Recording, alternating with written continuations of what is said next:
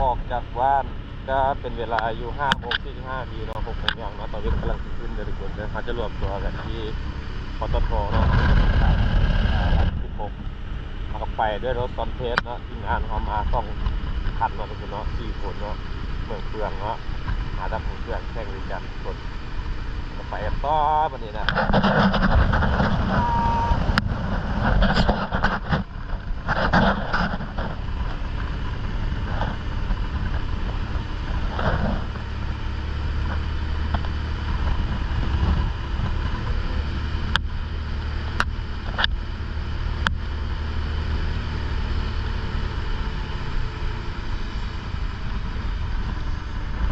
การเรียนงานร้องเลยคนว่าไล่ผมคนอื่นบอกเพราะว่าไล่ผมติดช่วยคนน้อยคือพวกที่เช้าที่เห็นอาการแบบนี้ไปกันต่อ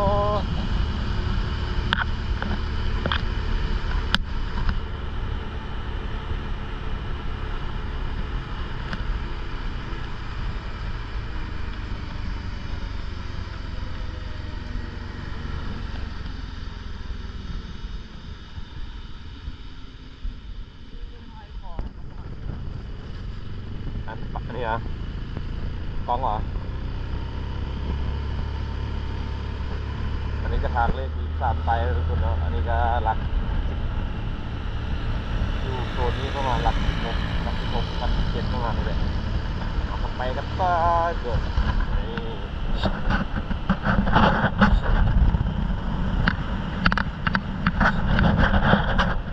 ขี่รถชนซอถือว่าเอาทางนี้คนเปิดเลยปิดเลยปิดไปเลยรวมตัวกับงานอยู่ปตทรัก21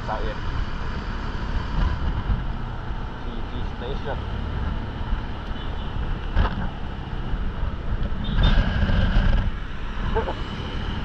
ไปแล้ว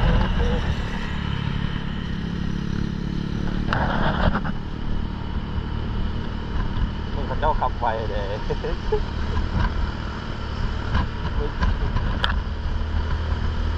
เมื่อกี้ธรรมดาเนี่ย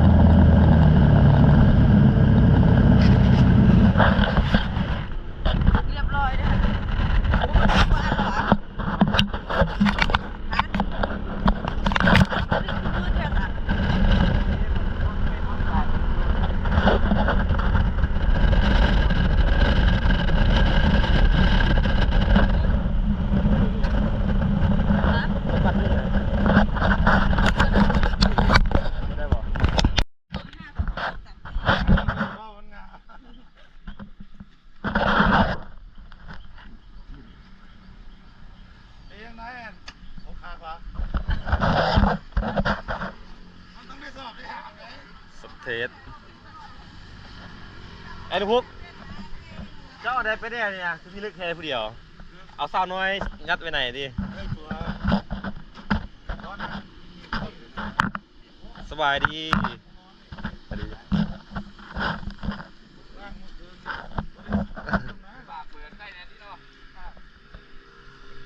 เอาไทยเว็บปีศาจดิไปดิปตทหลัก11วันนี้อากาศดีได้วันนี้นะโอ้เว็บพิซซ่าก็ไปมันเอาเดินไปนะมันเนี่ยปตทหลัก11ทุกคนยังไม่ทันเปิดทำชีวิตเกิดยังขึ้นกระตามกินเบียร์ไม่ยังเนี่ยโอ้แผ่นโซล่าร์เซลล์เปลี่ยนระบบ EV ดิ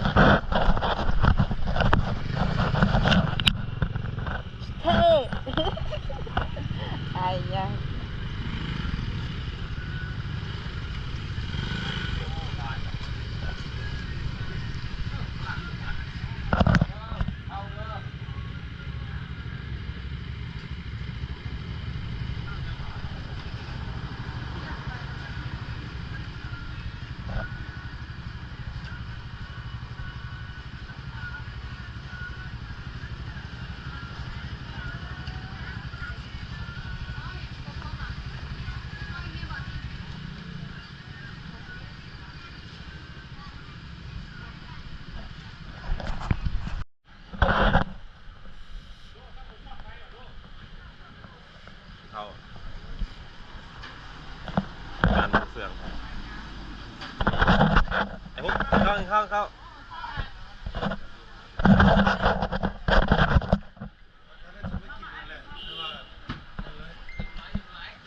เต็มร้อย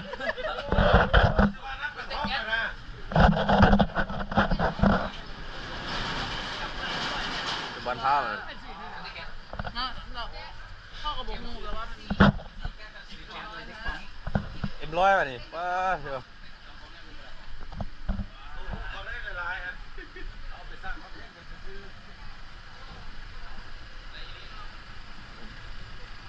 ในทีมงานเราหลายคนมานี่นะนี่รถเราเอง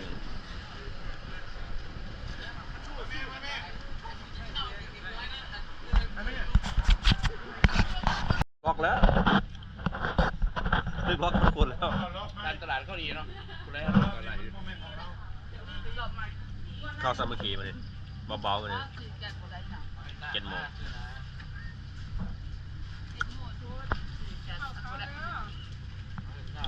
ค่าเคก็มาต่อเพิ่งต้องค่าเคเครื่องพวกเยอะ 2 มือเหรอเนี่ย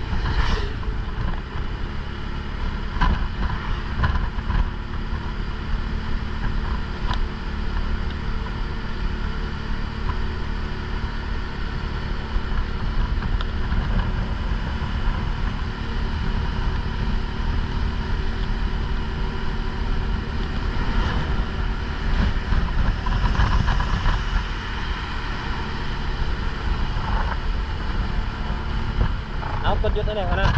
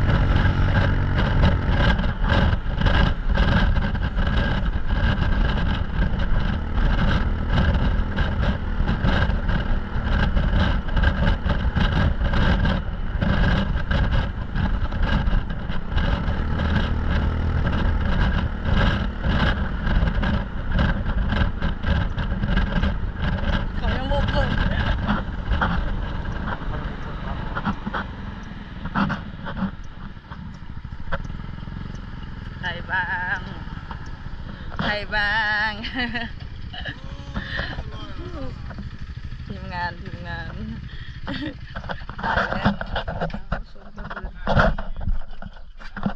ไอ้ยจับดูได้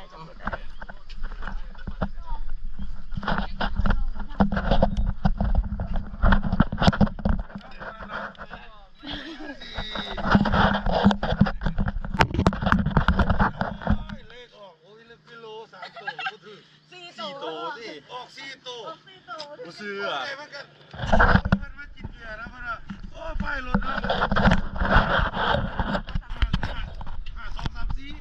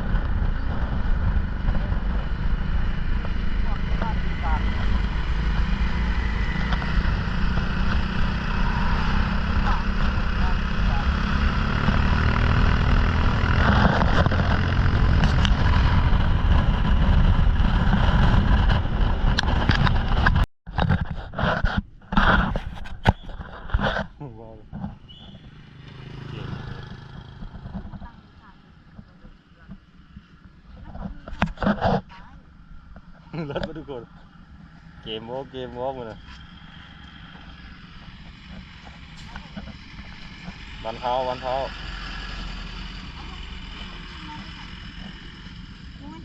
เขาจะเป็นอากาศถึง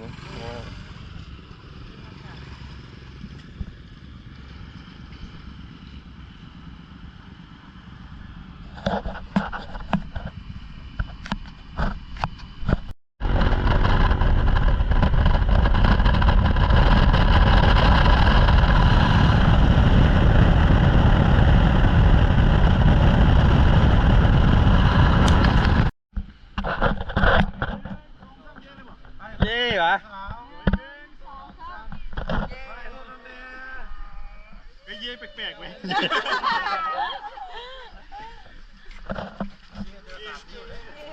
ผู้สาวอยู่โอ้ยเป็นดองฝันฟานเนาะ แปลกกันหมูแล้วคันนี้เนาะ แตน118 สันว้ายบ่ขึ้นลงเลย พี่น้องเจ้าเป็นเมียได้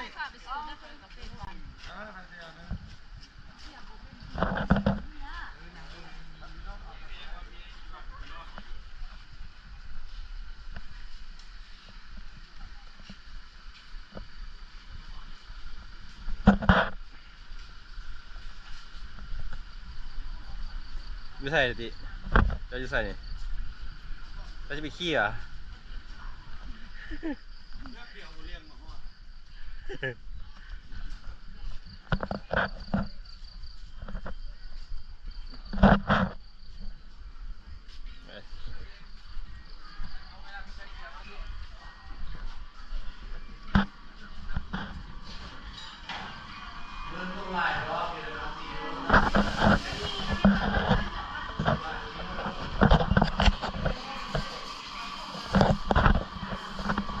กินตรงนี้ก่อน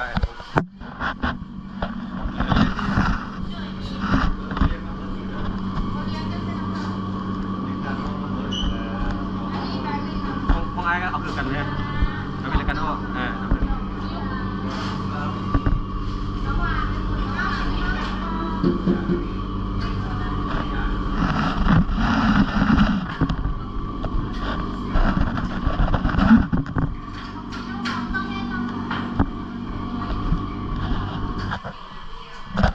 ได้ก็ กันนะเออสบาย